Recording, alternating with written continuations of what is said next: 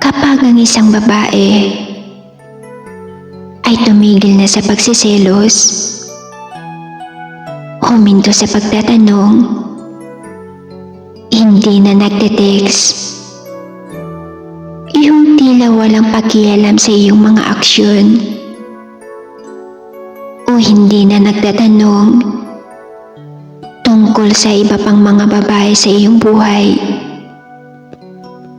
tinatanggap ang lahat sa pamamagitan ng isang okay lang o hindi ako nagagalit. Nasa huling patak ng luha, wala na siyang pakialam sa mangyayari. Hindi maingay ang babae kapag iniwan ka.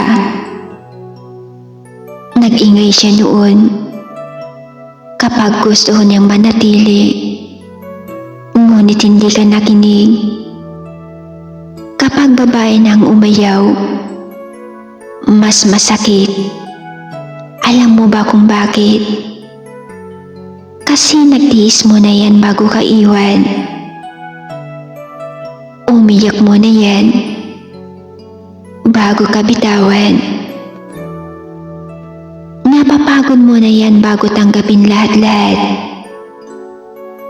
Kaya maniwala ka na kapag ang babae ay umayaw na, mas solid ang sakit, mas valid ang reason.